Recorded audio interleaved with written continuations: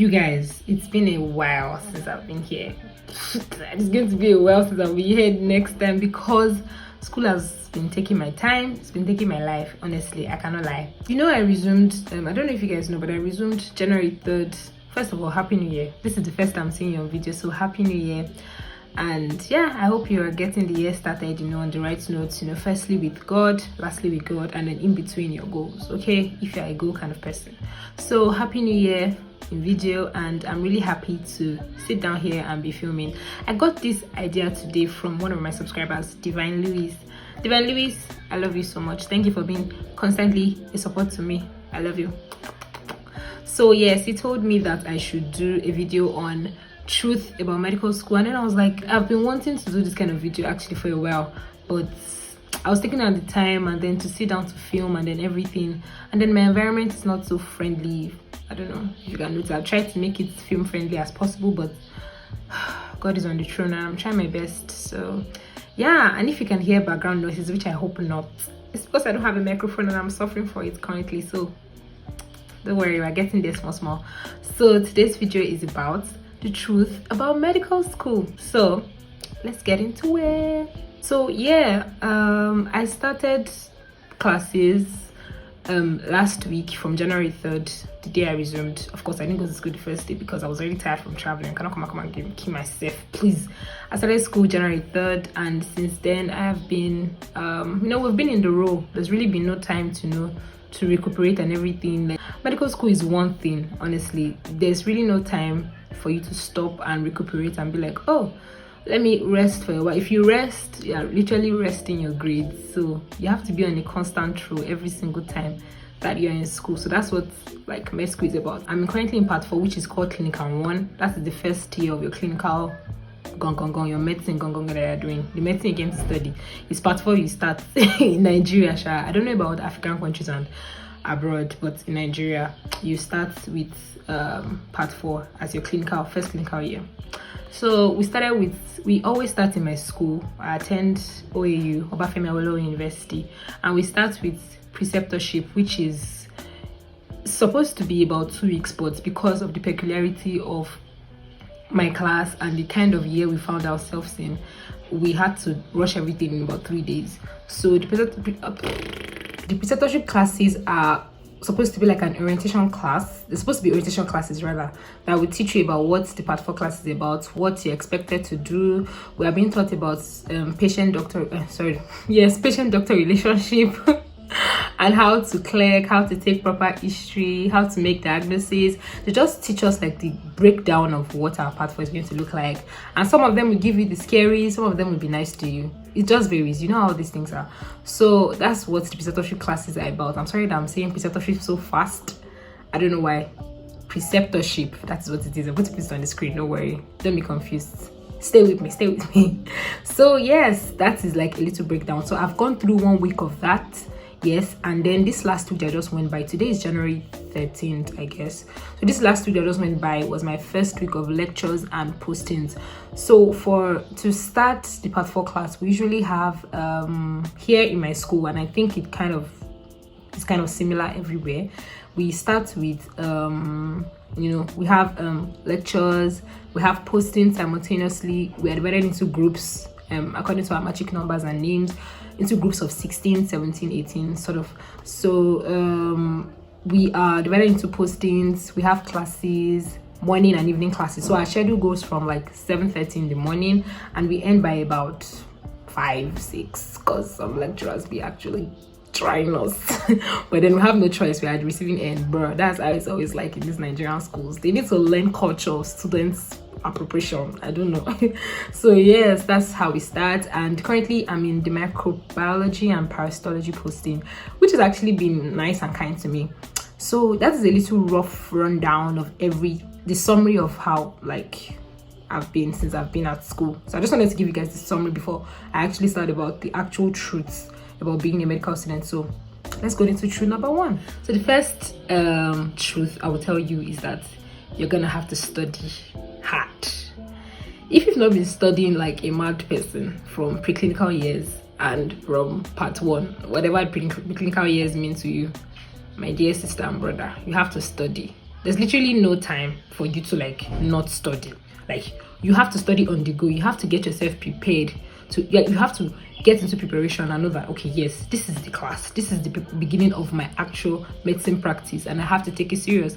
And for you to understand what you're doing in class, you can't just be going to class and taking in information and then you are not synchronizing the information in your head. You have to keep studying. It's an everyday thing. You have to keep studying. There is really no like two ways about it. There is no hack per se, although they are like what can I call it, they are like tips to make life better for you, but it's not an excuse to be lazy. I don't know if you get the kind of concept I'm trying to begin.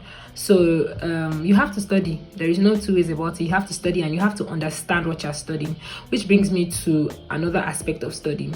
You have to actually I said you have to understand what you're studying, which means that you have to ask questions. If you are too scared to ask from your lecturers in class, you can ask them after class.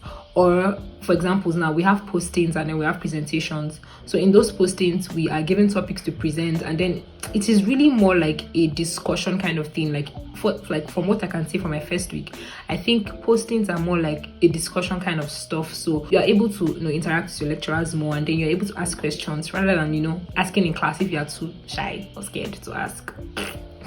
So yeah, you can either ask after classes or you can ask during your postings, whichever way you find that is easier for you. Another thing you can do is that you can ask your friends, you can do group discussions and everything if that is what works for you, because I understand that some of us don't like group discussions. We just do it because of peer pressure. I know.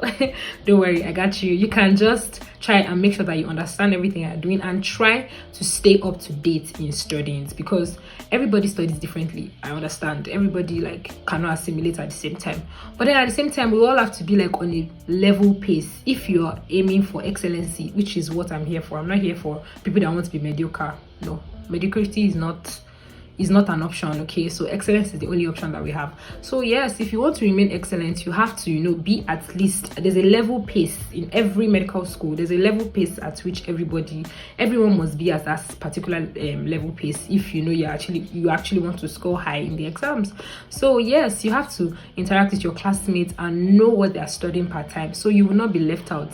My dear sisters and brothers, a lot of people have had issues in school because they've refused to communicate. So make sure that you communicate and interact with your friends and your classmates generally, not just your friends, because your friends cannot know everything. Like, just try to be on a level pace with everybody in class if you can, because it really help you a lot. And yeah, you never know where these relationships will take you. So try to be, friendly with people. And yeah, I think I kind of merged 2 points into that first point. So that first point would actually now be study and interact with your classmates. Okay, so yeah, let's go to truth number 2. These things are actually not numbered in my head. I just wrote them down on my tab 2 minutes to the video because I don't want to procrastinate. I just want to work with what I have at a particular time. If there are more truths to be unveiled, I'll surely share that.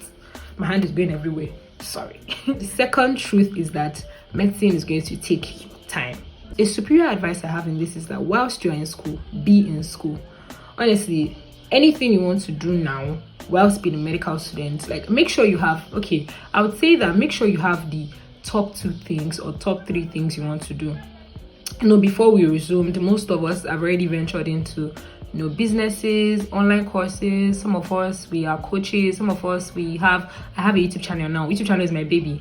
So and I also have like my business also, and I also have my personal life, my relationships with people. I have that also. So when you are in medical school, especially your clinical part, if you really want to go head on and go, be focused, you have to actually break down your life and know what you want to focus on part-time, because you will just be mumbling around and then you won't be able to, give time to even what matters at the time. I don't know, and nobody wants to enter school with the hope of repeating or resitting a course. Honestly, nobody wishes that to happen. And part 4 is even like the longest class. It is about 12 months, which is a whole year. Talk more of the strike and everything that happens in Nigerian setting. You don't want to mess with the time of your life. So you have to actually break down what it is that you want to be doing whilst you're in medical school. So my top priorities whilst in medical school will have to be my relationship with God, number 1. Then my medical school, which is very, very important to me. God wants that, of course, to be important to me as well. That's why I'm in school. So I have to focus on my studies. And then the last thing is my YouTube channel. See the amount of things I've cut off, and I've cut off my business. And yeah, I've cut off my business and then unnecessary relationship and chatting with people, because it's really going to waste your time. All those small bits of 10 minutes, 5 minutes you've used helter skelter to gist unnecessarily, your time is going. So you have to prioritize your time. Put a golden label on your time. You can't be found in places where you are not learning stuff right now, or places where you are not just like you can't be at irrelevant places right now. At this time of your life, this is not the time to be in irrelevant places. So gather all the things that you want to do in med school for now, and make sure they are not things that are too time consuming that they now swap out your medical school. Just try to balance yourself. You can see the kind of balance I give myself: God, medical school, and my YouTube channel. My YouTube channel is something that I can actually grow like passively. It's not something that somebody will beat me if I don't grow. Do you get? Unlike a business where people are I'm actually committed to serving people, and it would be nice for me not to be able to serve to 100%. Do you understand? So there's actually a balance to this thing. So try to get your balance and know the things you're working with, and put a golden label on your time. I hope that's cleared. Okay. So the third truth about medical school is that you're actually going to be stressed. There is no shortcut to not be stressed in medical school. I don't know what medical school on earth there is that there is no stress. Even in Obodo Imbo, in the Jandi where you're running to, there is optimum stress.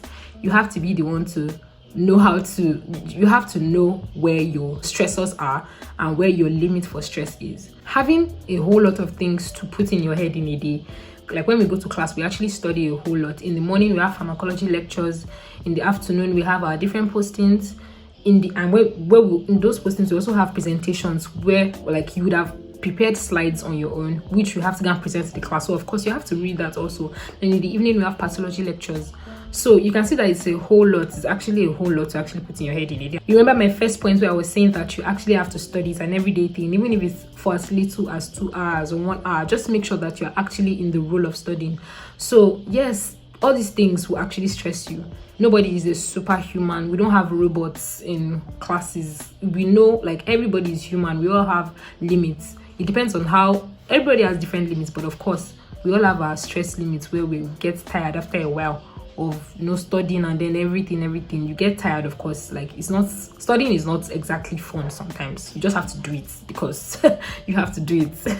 So you be stressed, and yeah, prepare for the stress ahead. And also there are different things you can also do to try to alleviate your stress a little bit, try to reduce your stress load a little bit. You can, instead of trying to chalk up new information all the time just by yourself, you can meet people that have actually done that, and then they will simplify it for you, and then you can actually now go back to read and save yourself the stress and time you would have spent and wasted just reading new information without getting prior knowledge. I don't even understand what I'm saying, but you can save yourself stress by doing little things. And also normal regular household chores that you can actually give out to people to help you do, please give it out to people to help you do, because as I said before, your time is golden right now. You can't just be wasting time to be doing some things that are not necessary, like washing your clothes. If you have a lot of clothes that you keep, try to render that out to like laundry services that can help you to wash your clothes, and that will save you time. That can save you an hour or 2 hours of your life, and then you can even channel that into doing something more important. So try to save yourself unnecessary stress and just focus on things that you need to focus on.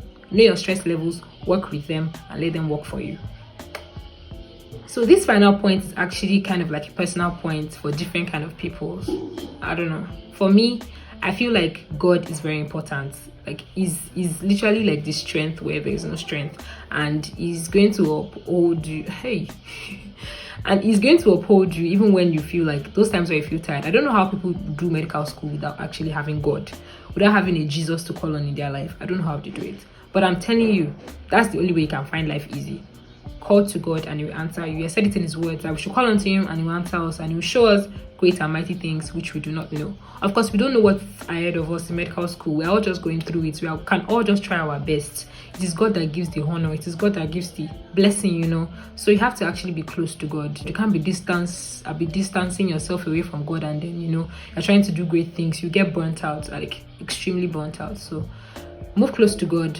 Get life easier for you. Relationship with God is so fun, not just for medical school, like for eternity, for life. Like this being has literally like sacrificed himself for you, and he just wants the best for you. So like, why not get into it? And there's just soft life in God. I'm telling you, like, there's soft life. I'm not trying to hype God. God is already the hype. I don't need to hype the hype. Do you understand? So get close to God and, you know, get your stuff going. Speak to God when you feel tired, when you feel stressed, you know. He's going to alleviate it, and, you know, it will give you wisdom to guide your path. Okay, so God is very important. Start with God, end with God, and I promise you that you would thank me later. No, you thank God later, not me. So yes, family, these are my 4 truths about medical school, and of course, as I go on, there are going to be more truths that will be unraveled to me, and yes, I'll try my best not to hide them from you. Okay, so thank you so much for watching this video. I really appreciate your time and your, you know, energy spent to watch this video, and your data. I really appreciate you. I'm putting a golden label on you because I love you so much. Okay, so thank you very much for watching this video. Please share to your friends, and also wait by to watch this playlist, and then subscribe to my channel.